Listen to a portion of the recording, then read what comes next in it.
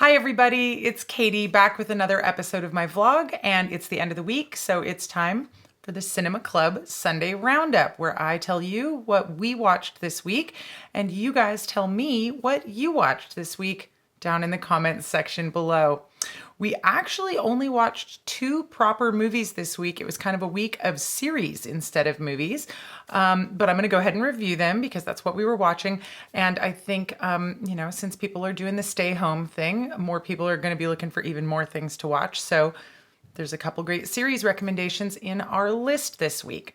We started the week with the series Bubblegum Crisis. It is an anime series that originally ran from 1987 to 1991, which is a pretty big time window for a series that only had 8 episodes, but it is incredible. It is like the coolest cyberpunk anime, maybe like right after Akira. It is like Blade Runner plus Terminator, but with an all-female cast of mercenaries who wear mech suits and go around fighting evil robots.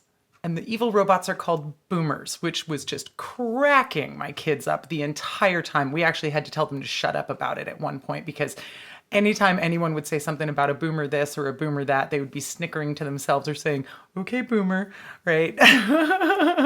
But this series is incredible. The animation is incredible. The artwork, the concepts, the world building that they did, the boomers themselves, the way that they move and operate and fight and everything. It's incredible. It's got pretty cool music in it. Late 80s, early 90s anime music, but it's pretty great. And a lot of the songs within the episodes of the cartoon are treated as like music videos in the story, which is pretty cool.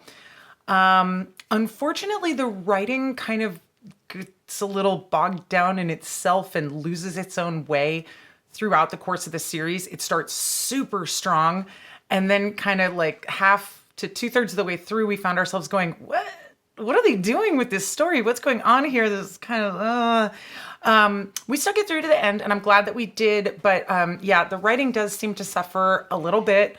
But I wouldn't let that stop me from watching it at all.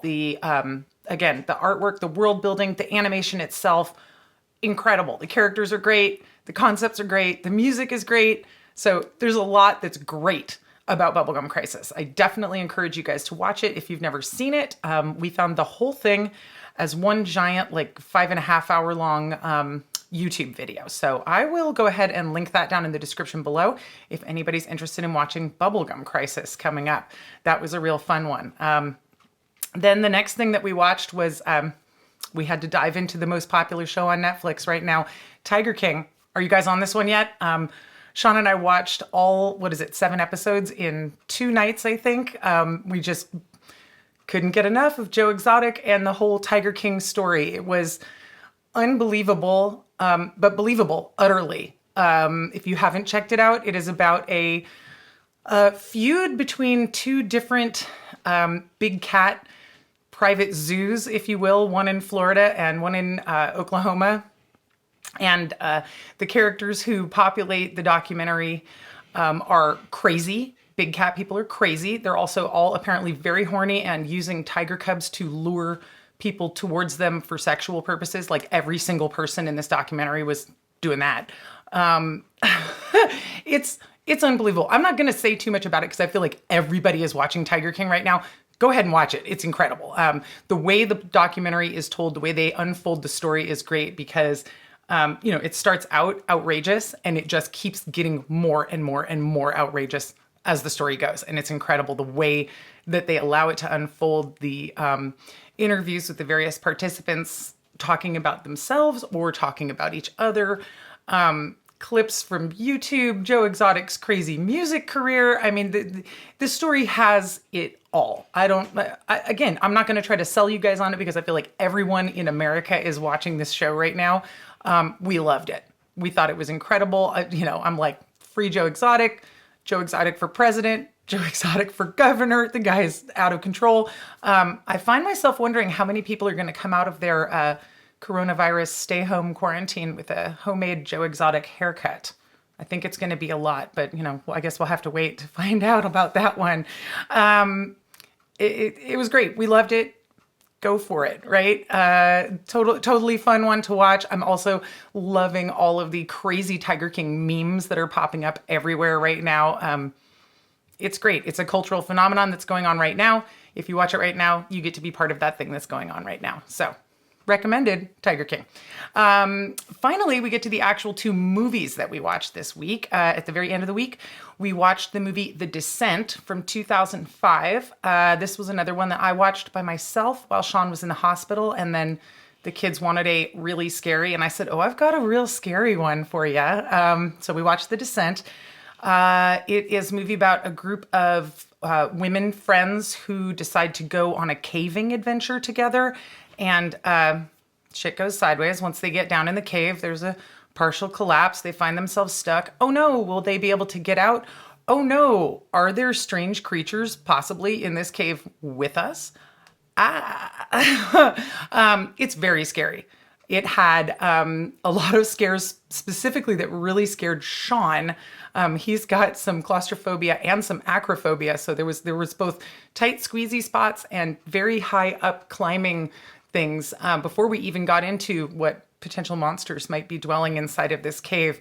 And then it had a couple of killer jump scares. At one point, I actually screamed so loud I made everyone else in the room jump, and then I had to like actually stop the movie and apologize to everyone and calm down from the scare that it gave me. So, The Descent, if you're a horror fan, definitely recommended. It's really good in the first and second acts. The buildup is really good. Unfortunately, it falters in the third act. I feel like once they've done the big reveal of what's in the cave, and that becomes kind of the focus of the story, it kind of turns a corner in a not great way, and there's some cheesy stuff that happens. And I don't know about the ending. I don't want to say too much about the third act. Obviously, I don't like to give you guys spoilers, but it's a really good scare. It's a solid movie. I just didn't care for the way that the third act played out myself. I still recommend it, especially if you are a horror fan and you want to be scared. Whew, there are some really good scares in this movie. So we all thoroughly enjoyed that one. It's also a pretty cool use of filming and lighting in a confined space in the cave system itself. They did a great job of making you feel that closed in, tightened up feeling. And a lot of great storytelling with just sort of like flares or flashlights for lighting. So I always appreciate that type of like restricted environment movie, right? So The Descent, 2005. And then the last movie we watched last night, I decided to actually just look what's popular on Netflix right now. Like I said, Tiger King is the #1 show on Netflix. And so I said, well, what? Netflix has this new thing where they show you like the top shows that everyone's watching. And I think it was like #4 on the list was this movie, The Platform. It's a Spanish movie. It came out last year. Netflix has a dub in English, and it is like a dystopian science fiction / horror movie about people in a prison. It's like a big vertical prison with all these different floors, and there's 2 cellmates on each floor, and then there's a platform that descends through the middle of the prison, which has food on it. So the people up on the first level get their pick of whatever food they want, and then as the platform descends down through the levels of the prison, it gets worse and worse, of course, because the people up higher are taking more than their fair share, or they're taking the best food, or they're not caring about the people down on the lower levels from them. And it sort of is a story about one particular prisoner who finds himself in this scenario, battling back against that kind of like dog eat dog world that's happening there in this prison stack, and he wants to make a difference and help other prisoners besides himself. So that's sort of the basis of the story. It's also a great confined space movie, much like the Descent. The entire thing takes place inside this prison, very, very limited environment. There's some sort of political stuff and puzzle solving stuff that you have to get into because the characters don't fully understand what's going on with the way the prison works. And the main character has to kind of figure it out as the audience is figuring it out. It's very similar to The Descent. I really enjoyed the first 2 acts of this movie, and then the third act just kind of fell flat for me. I didn't really enjoy the conclusion of the movie. It really felt a lot like that movie Cube. If you guys have seen that, if you liked Cube, I think you would definitely like The Platform. Very similar, restricted space, feels like a weird dystopian science fiction prison puzzle situation. There's some bizarre physics that don't make any sense that you just have to suspend disbelief for, which is fine. But yeah, I just didn't. Again, I loved the buildup. I liked the setup. I liked the characters. I liked the acting. I liked the first part of the story, but then in the third act, it turned itself in a way that I wasn't really expecting, and it was a little disappointing for me. Again, I would recommend it if you enjoy that type of movie, and especially if you liked Cube. Basically, all of my complaints about Cube are the same complaints about Platform. So if you really liked Cube, you'll probably love The Platform. Again, that one is on Netflix. It was always also interesting to watch it right now because the whole thing is obviously a metaphor for the dog-eat-dog world of capitalism and, seeing society sort of semi-falling apart in this pandemic situation, but also seeing the best parts of people coming out and people sharing with each other and looking out for each other and taking care of each other. It was kind of an interesting time, of course, to be watching this film with that sort of metaphor in it. So that's what we watched this week. I don't really know what we have planned to watch next week. I kind of have a bug up my butt about showing the kids Braveheart out of nowhere, but I mean, they're going to love it. They've never seen it, so we might check that one out next week. But who knows? I think I need to look at my own watch list and figure out what it is we're watching next week. And as usual, I would love to hear from you guys what you've been watching this last week, what you're planning on watching next week. Let's share ideas, Cinema Club, while we're all stuck inside and hopefully enjoying some extra movies if you have the time for that. All right, everyone. Thanks so much for watching my vlog. I'll be back in a couple days with another episode. Until then, take care. I'll see you later.